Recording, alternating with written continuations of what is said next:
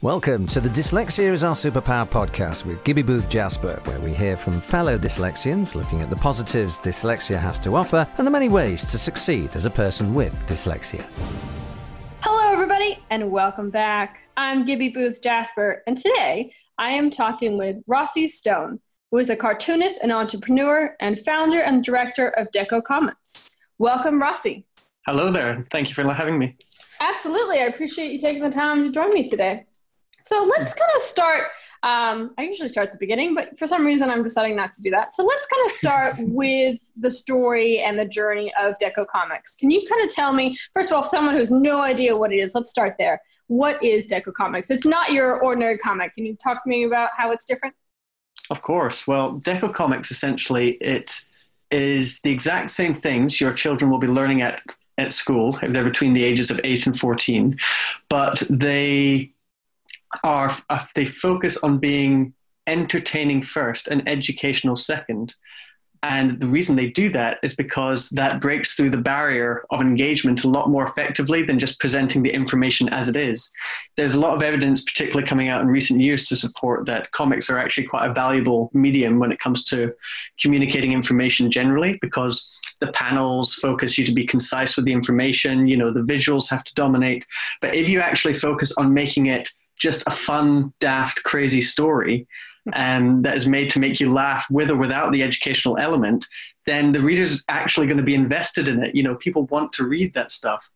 And what we find is people who are particularly visual tend to be, not generally, of course, but tend to be people with dyslexia or a form of autism or ADHD, people who respond very well to sensory things. And we're finding that these people, these kind of learners like myself, respond very well to very sensory material, such as a colorful comic with an engaging story and an easy to understand layout. Awesome. And so were you were you always writing and making comics as a kid? How did you transition into making them? Yes, I was writing and making comics for a very long time. It started when my siblings just did it as a fun activity one day, or for a little while. They moved on to do other things, but I got absolutely hooked by it, and I loved reading. I always found it difficult reading a book from day one, even if it was an easy book. I felt it was a chore, and reading comics just seemed so much more enjoyable because I could enjoy the visual first, and then that would lure me into reading the text. So I loved making them and I loved reading them. Awesome. And what was it specifically about apart from the fact that it was easier to write, what kind of drew you in as far as what made you hooked? What was it that kind of was like, okay, this is fun to do? Was it just the fact that the doodling came very easily to you and then it was easy to then add the text? Sort of, and not really. I mean, it was a while before I did anything educational. That wasn't until when I was much, much older. But when I was doing comics to begin with, it was just because, yes, I suppose it's because the visual was, for me, more fun and more easy to do. But I also loved stories. So I loved telling the visuals in a story. And I actually liked, because I always thought of what the characters were probably saying in each picture in my head, it made sense to follow the comic medium and give them speech bubbles and have them talking about things and so on. So to me, it just always seemed like it was reading, but it felt like a more natural form of reading for me, if that makes sense. Yeah, absolutely. And so then how did you go from kind of doodling, doing your own kind of fun comics, to then making them more educational to help people? Well, I was doing them for pleasure. I didn't have a very good time at school for the most part because most of the work was presented to the classroom in ways that very much leaned on the ability to read, write, and listen well. And there was a few of us in each class who were not so good at this, but I tended to be at the bottom of the bottom pile. And, there's a lot of being shouted at by the teachers, a lot of being made fun of by the other kids. And so whenever I got home, if it wasn't computer games or TV, it was often me making or reading my own comics. And that was like my escape and my getaway, and drawing it for fun and making my own characters and my own stories. It was just so satisfying, and it felt, there's a great sense of purpose behind it as well. Like the fact that I felt at home doing this and I felt right and I wasn't getting things wrong by doing this. And so that's probably when it clicked. When I got to my final year of secondary school, or high school, as it were, I would have been about 17 years old at the time.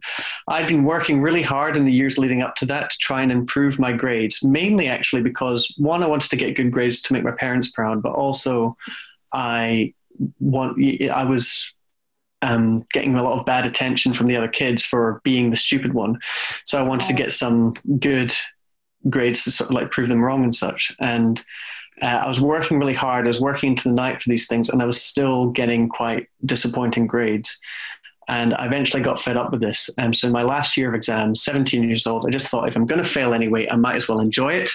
You know, I can't control what grade I'm going to get, but I can control how much I enjoy the process. So of course, comics being my getaway, first thing that came to mind. Reading was never an issue when I read from comics and remembered things from comics. And I turned my exam revision notes into comic strips, and almost instantly it just became so much more fun to read as well as to make. And all the information was clicking together much easier because it was a story. It was a visual story that could easily stay in my mind rather than having to decode words, because my dyslexia that I had was actually one that came in the form of processing information. And so that's what made reading so difficult. But when it was assisted with a picture and a point of narrative, everything just became so much easier. And it actually gave me my first grade A that I'd ever gotten in an academic exam. Ooh, and what subject was that in? It was in modern studies, a very wordy subject. So I don't know if it's under a different name in America, but it's basically studying current affairs and the news and newspapers and stuff. So a lot of articles, a lot of words, a lot of reading. I don't know what I was thinking when I took it, but I got an A, and it was a better grade than a lot of the high flyers in my class who I thought were always going to be smarter than me were getting. So was that sort of the pivotal moment of like, hey, like I can do this, and this is my way of doing that as far as the comics? Absolutely, yeah. It's like I was all it felt to me that I'd done was that I'd presented the same information in a way that made better sense to me. And just thinking of it, I realized that there's other people this could help, but also the people who don't struggle. There's lots of high performers in schools who still love comics. This might actually be quite a legitimate form of communicating information rather than just a special tool for special people, which I always hated. I hated getting given special attention and taken out of class to be given special lessons and stuff. I always wanted to be part of everyone else and not stand out like a sore thumb. So it just got me thinking, maybe that's not so unnormal.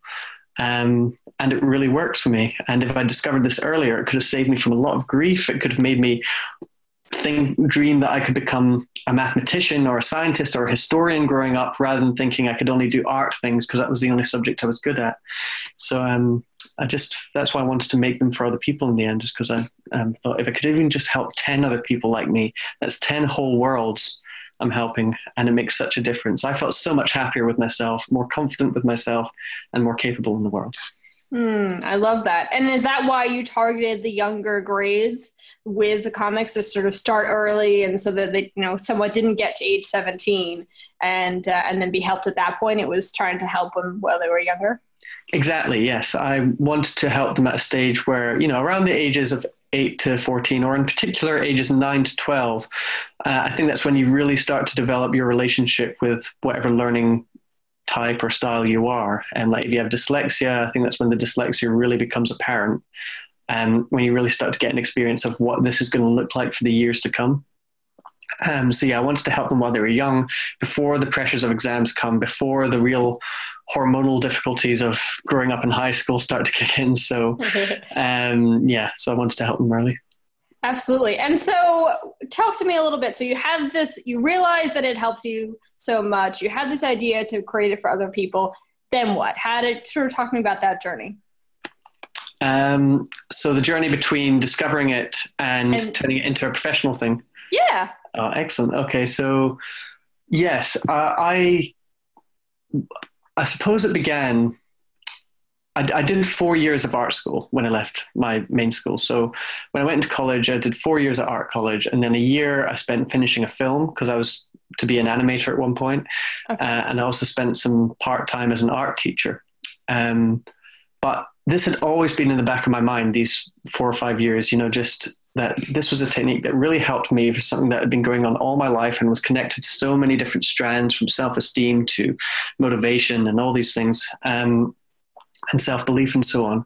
I just thought, this could really be a cool thing, and it could combine the two things that are really important to me in my life, which is my experience as a struggling dyslexic at school, and entertainment, which I live and breathe and communicate through, mainly through cartoons.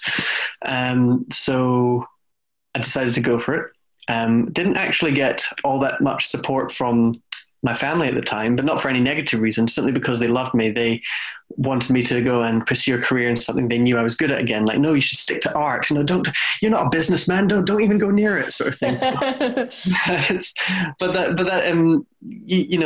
something that I'm glad I did. I'm glad I pushed through that point, because I really believed in this and wanted to see what it could do for other people. It was something worth trying it and failing than not doing at all. So I made some prototypes of the comics and called up some schools to see who would be willing to test this out. Oh, and I did my research as well. I didn't just go in blindly.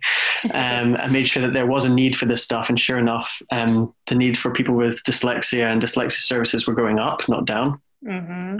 And as well as for autism and other such difficulties, and even just reluctant readers. So I did the prototypes. I tried them out at 5 different schools in Scotland, which is where I live. And they went down such a treat. And I deliberately tried them in classes where I asked for a mix of pupils. So not just pupils who struggled, but pupils who didn't struggle as well, and pupils who were high flyers. And excitingly, I tested how well they worked on 3 different elements: engagement, digestibility, and clarity. So engagement, how much they enjoyed it; digestibility, how much they could actually retain the information based on reading these comics; and clarity, how easy it was to understand. In terms of engagement, everyone loved it. It didn't matter who they were, what age they were, what learning type they were. It was loved it. The testimonies came back saying, like, we want these instead of homework. Yes, please. Can we have more and more? Which is wonderful to hear. But when it came to the technicalities and practicalities, digestibility, I actually tested this by giving the children some comics to take home and read for a week. And I said, you can read it as few times as you like or as many times as you like. But just remember that I'm going to test you on the questions. I'm going to test you on the content you've learned when you get back. So we did that. They came back. And then I'd take the comics back, and then I'd give them the paper with the questions on it. And then I said, before you start, can you write in the top right corner how many times you've read this comic this week? And the kids who'd read the comics once, they could answer some of the questions, sometimes not very many, sometimes a bit more, often varied depending on the pupil. The kids who'd read the comics 3 or 4 times could consistently remember most, if not all, of the questions correctly, which showed that if it was utilized as a revision resource, it works perfectly. And if you just read it once, what's the same as if you just read a math sheet once? You'll retain as much as you've exercised that muscle. So it showed me that it worked, and it worked regardless of what kind of struggle they had or what kind of learning type they were. So, and clarity, for one of the comics, I deliberately and sneakily made one of the prototype comics about advanced higher biology, which is basically like a science for 15, 16, and 17-year-olds. But I gave them to children aged 7, 8, and 9. But they answered the questions perfectly well. And then 2 months later, I came back to one school for a review of it all. And the teachers were telling me that the pupils were still going on about the comic. Aww. And that they were actually remembering the information. That I said, wow, that's good. It's like, no, you don't understand, said the teacher I was talking to. The teacher said, they were telling me what chloroplasts were, what photosynthesis was, what animal and plant cells were. And see, they didn't understand these in the context of advanced higher biology, obviously, but they understood it in the context of the story and the comic. So I give you all this context just to show you that it was tested and it was working, and the results came back so exciting and so academic, that I decided it had enough gravity and weight to it to make this professionally. So I did a Kickstarter. I raised some money to get the first couple made. And since September 2016, they've been released, and the rest is history.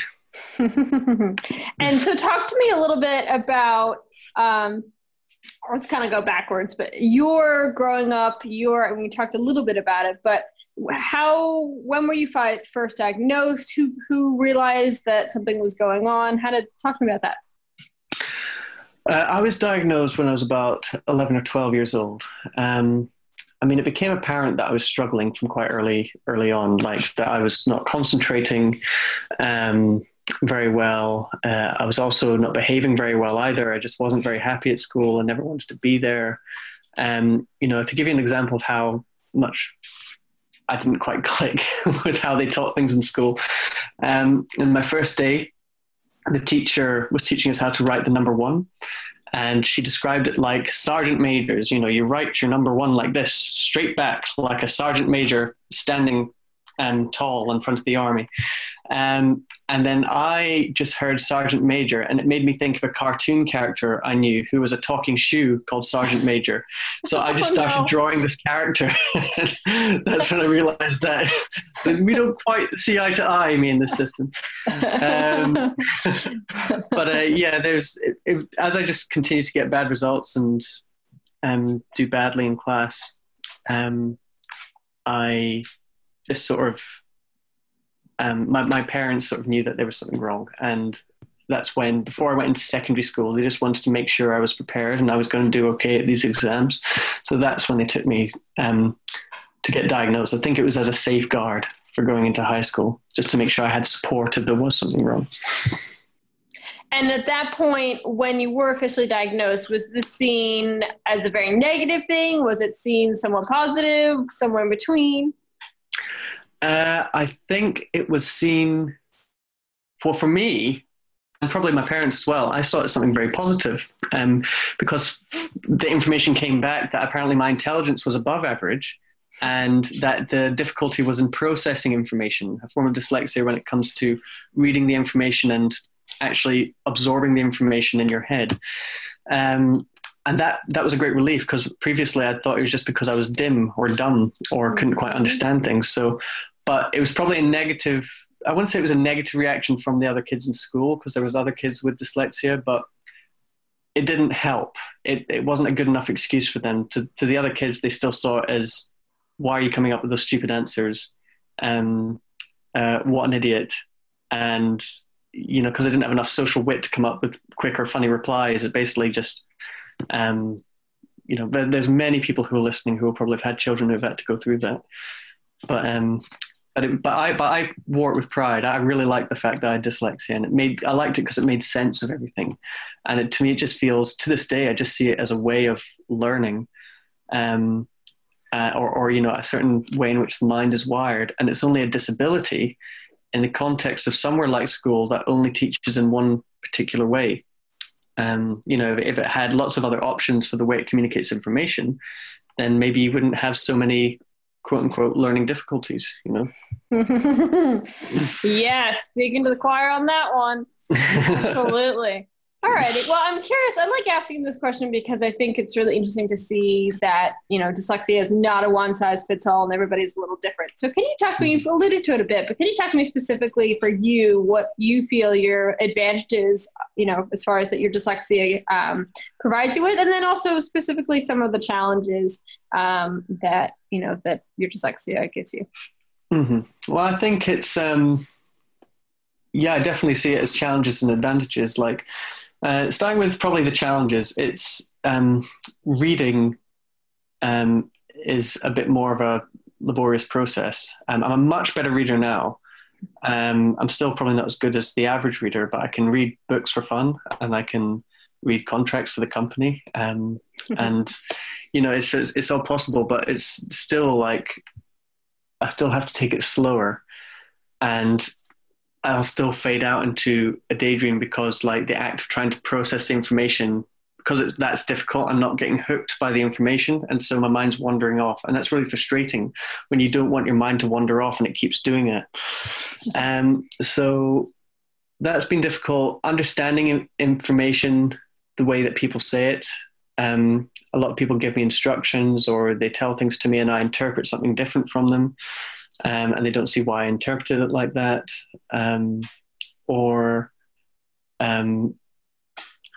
Also memory can be a part of it, or expressing myself can sometimes be difficult. Sometimes I use too many words to describe a simple thing.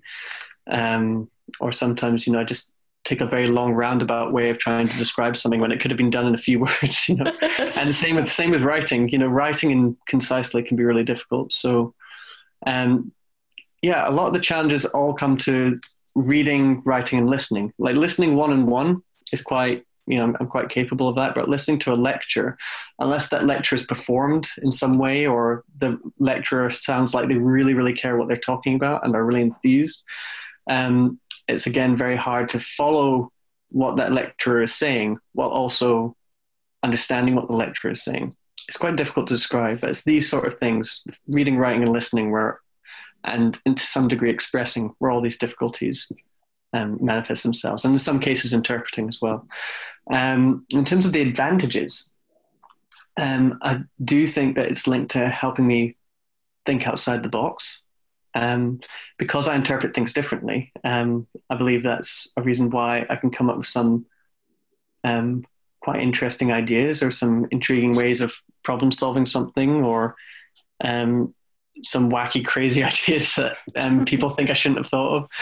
But that it can help me with that. It also, I think, my struggle with words is also linked to why I respond so well to visuals. It helps me, I'm a very visual thinker, and it helps me draw things quite quickly and easily, but also helps me understand a picture a lot quicker and easier than I could from the written word, for example. It makes me very imaginative, because my mind is always wandering off, but it's given me a very, I think, quite a strong imagination.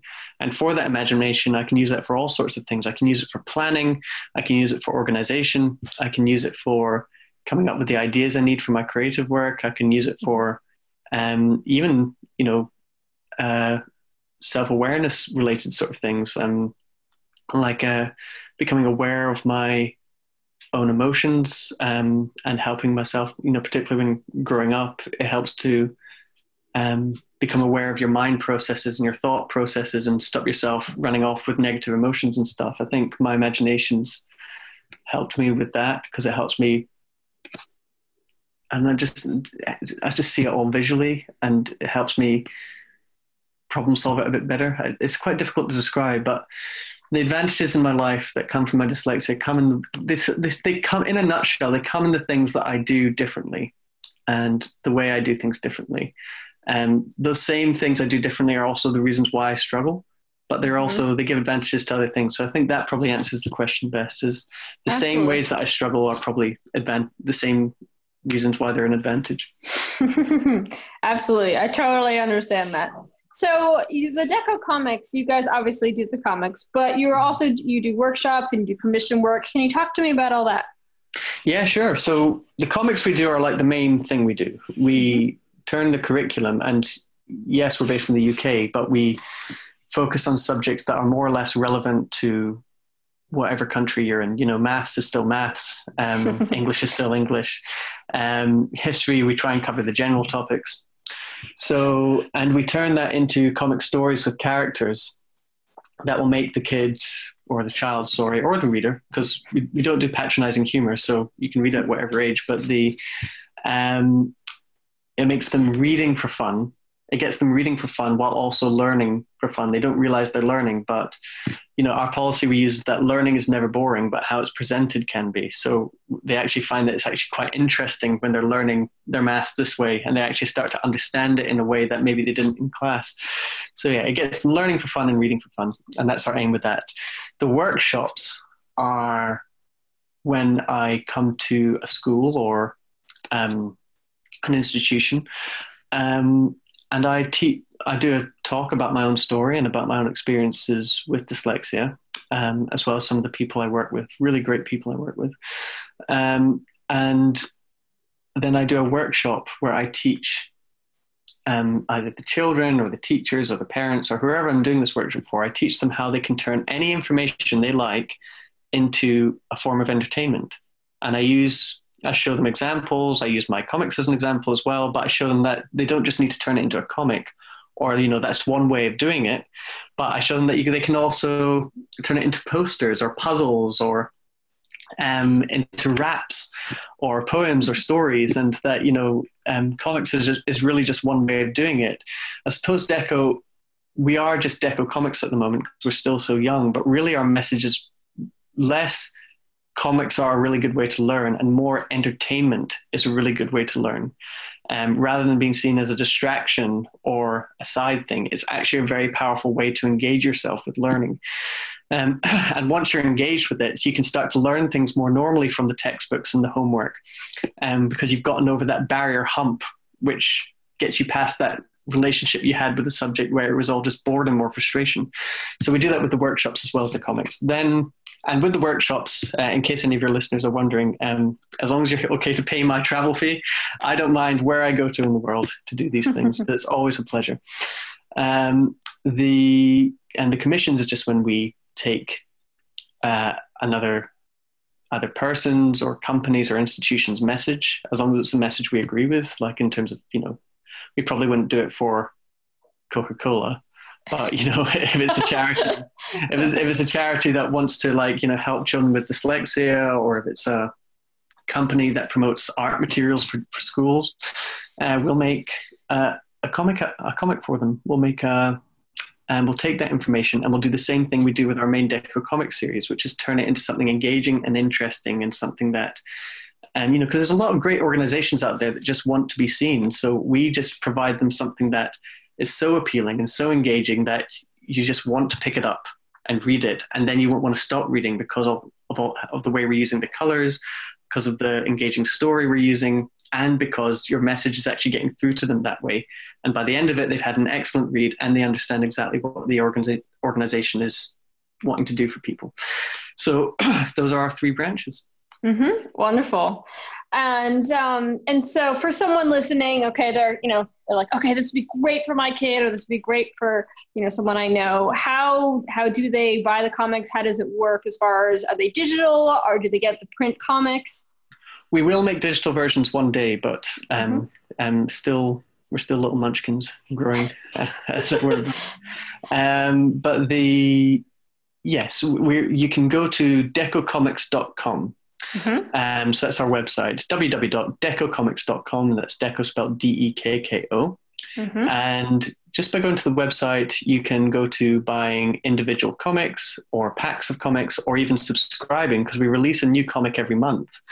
And and you can receive each comic as it comes out each month, which gets your child reading and enjoying schoolwork for fun on a monthly basis. You can see the reviews too, like, and what parents and teachers have been saying about this. I guarantee you won't be disappointed. But it really is as simple as that. Going onto the website and buying from there. We used to be on Amazon. We had some issues. We'll be back on there one day properly, but right now it's kind of on and off. So yeah, either through our Facebook, you can find us on Facebook as well and buy them from there, or going to the website. And Facebook is just Deco Comics again. And don't be intimidated by the fact it comes out in pounds. Squarespace, the web provider, doesn't let you change it to dollars or anything like that. But we accept orders from any country. And there's no need to worry. We'll definitely ship to you. And just to clarify, if someone looks at it, I know when I was looking at it, they're numbered, but that's just the number that they come out in, right? There's no, like, it doesn't chronological order at all. No. There's the order, issue 1, 2, 3, and 4. It's just to organize them in order of which they came out on. Mm-hmm. But they cover a variety of subjects from maths, English, French, history, geography, PSHE, and so on, for each issue, and it's not chronological. You don't need to order issue 1 first. You can do if you like, but on the website it also shows you which subjects are covered in each one. So you can choose, if you're looking for particular topics, you can choose based on that. If you don't know which to choose, yeah, sure, you can start from issue 1. Or if you just want to choose the ones that have the nicest front cover, then you can choose that. There you go. Also, starting a crowdfunding campaign once again in the 20th of November. And That is because all the money we're currently earning from Deco Comics right now goes back into the comic production so that we can make more. As I said, we release a comic every month. And what we want to do with this crowdfunding campaign, it will probably be on Indiegogo.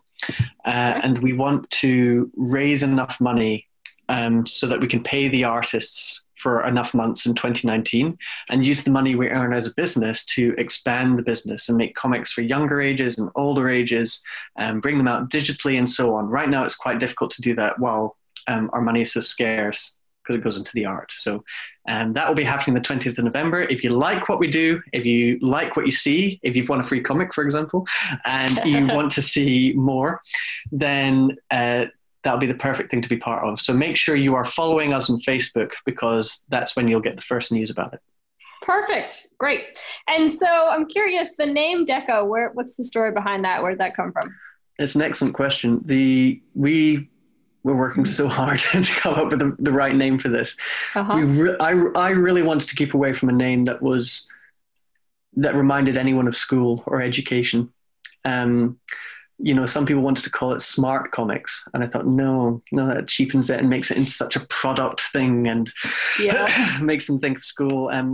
Educoms was another suggestion. And no, because this makes you think of education immediately. So we eventually came to deco, which is actually an Old English word to take a look at something, have a deco at this, have a deco at that. Actually, before that, it comes from India. The exact origins I'm not sure, but I do know it came from India before it came from Britain. Okay. And essentially that's the kind of the message we wanted to get across with this comic. It was like, take a look at this. You might enjoy it. It looks good, doesn't it? Take a look, because once you take a look, you won't want to stop. Taking a look is all it takes to get you hooked. So, you can see in the front cover that it has nothing to do with education on the front cover. It's just characters having fun. You want to take a deco at that and you want to turn the page. So that's it embodied everything in a simple message for what we wanted our readers to do. And also the word deco in itself sounds ambiguous enough to become its own identity. It's quite easy to say, it's quite cool. So, and they say that K's are always cooler than C's. So it worked all right. I have not heard that, but okay, I'll take your word. That's awesome. Well, I'm wondering now if you could offer some advice. So the two main groups of people who listen to this show are parents. Many of them, their child has been recently diagnosed with dyslexia. Many of them are not dyslexic themselves. So that's the one group. And then the other group is the sort of young adult teenager who's dyslexic, who's kind of trying to figure out what it all means. What would be, answer whichever way you'd like, but what's your advice for those two groups of people? My advice would be so for the ones that are parents of dyslexic children, I would say that for them, it's very good that they're listening to your podcast and listening to things that could open their mind to what could help their children and so on. That's very good. You're seeking. And that's the most wonderful thing. Like, my parents didn't always get it right in terms of what kind of help they tried to get me. And I didn't always get it right in how I responded to it either. Everyone's human at the end of the day. But I absolutely love my parents and never hold a single judgment against them for it, because they did the most important thing, was that they loved me and they tried. And that's all they needed to do. So the fact that you're a parent listening to this and you're seeking for answers for your children, I think you've already ticked the box. You're being an awesome parent for this. But in terms of a mindset in going through this, just don't try and force something down the child that really isn't working. Fair enough to get them to try something, but if it's not working, and your child is look less to what your child should be responding well to, and look at what they actually engage with in their spare time. Look at what they naturally want to go to. Look at what they are enjoying doing. Like, is it YouTube? Is it video games? Is it drawing? And in there, you might actually find, if you're finding something they're engaging with there, using that engagement to get them connected to their schoolwork or their reading, or to make them better at something they've struggled with, you may find it in the thing that they prefer to do in their spare time and they see as a distraction, rather than seeing that as an opposing force, if that makes sense. With me growing up, comics and computer games were always seen as something that you weren't allowed to do in school days, and it was a distraction, and it's not proper reading. But ironically, I told you I was a much better reader now. I got better at reading through reading more comics and graphic novels, and through story-based computer games like Zelda, where it didn't have any voice actors, and you had to read what each character was saying. So yes, basically just be open-minded to what that child is going to in their spare time, and use that as an advantage, not a obstacle. And for the parents, or not the parents, sorry, for the other group of young adults who are struggling, could you describe that group to me again, actually? Sure, yeah. So it's usually like preteen and teenagers, so kind of young, youngish adults. And so, yeah, oftentimes, they've either, some of them have been diagnosed with dyslexia early on, others have been just diagnosed with it. And it's a huge range of people who, some have seen it, have grown up in a really supportive home and seen it very positively, and others have not. So it's a wide range of people, but that's them. Brilliant. I suppose it's a similar piece of advice, but it's kind of like, find what works for you. Now, I know that might sound easier said than done, but I mean, I want to ask you now, like, what do you like to do? What do you enjoy? What are your hobbies? What do you not have any problem engaging with? What gives you a pleasure and a feeling that life is worth living whenever you're doing it? Even if it's just like hanging out with friends, is there a way that you and your friends can all take a subject that you all need to study for in university, or you all need to work on in school? Is there a way that you can all get together, get some of your favorite food, some nice music and such, and just do a challenge where you have to talk about the stuff you've got to learn? And the only challenge you set yourself is that you're not allowed to go off topic, but you're still allowed to laugh with each other and have fun about it.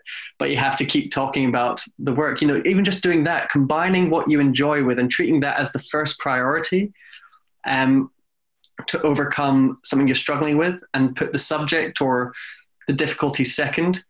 It's not going to undermine or water down that problem you're trying to overcome. It's actually just going to make it more effective overcoming it, because kind of like the comics communicate education through the entertainment.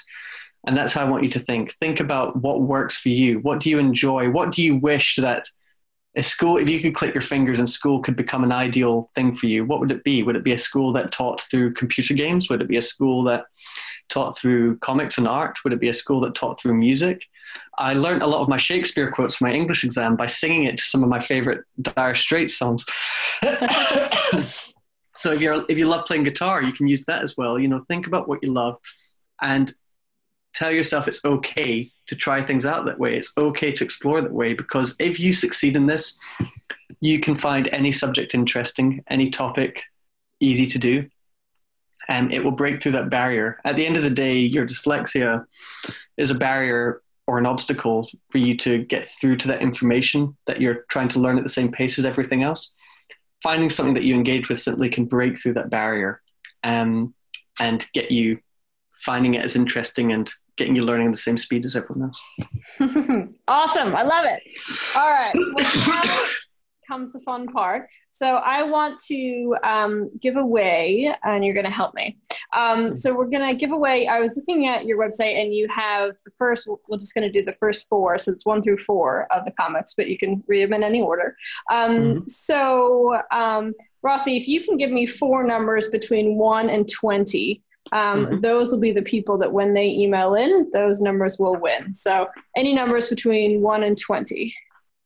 Any number between 1 and 20. I need 4. Yeah, I need 4. Well, funnily enough, my favorite number happens to be number 4. So I'll treat that. Okay. That was okay. So that's the first one. Give me 3 more. Number 12. Okay. Number 9. Okay. 1 more. Number 17. Okay. Awesome. Okay. So the first 4 people who email me at dyslexia is our superpower, all one word, at gmail.com. the fourth person, the 9th person, the 12th person, and the 17th person will all win a copy of one of the Deco comics. So again, that's Dyslexia is Our Superpower, all one word, at gmail.com. Get to email me, mention Deco Comics, and good luck. Well, Rossie, it's been great to talk with you. Thank you so much. I really appreciate it. It is a real pleasure, and thanks for having me on. Absolutely. You take care. Brilliant. You too. Thanks for listening to the Dyslexia is Our Superpower podcast, and we'd love to hear from you with comments and questions, so please feel free to get in touch. You can email us at dyslexiaisoursuperpower@gmail.com. That's dyslexiaisoursuperpower, all one word, @gmail.com. And don't forget to spread the word by sharing us on social media.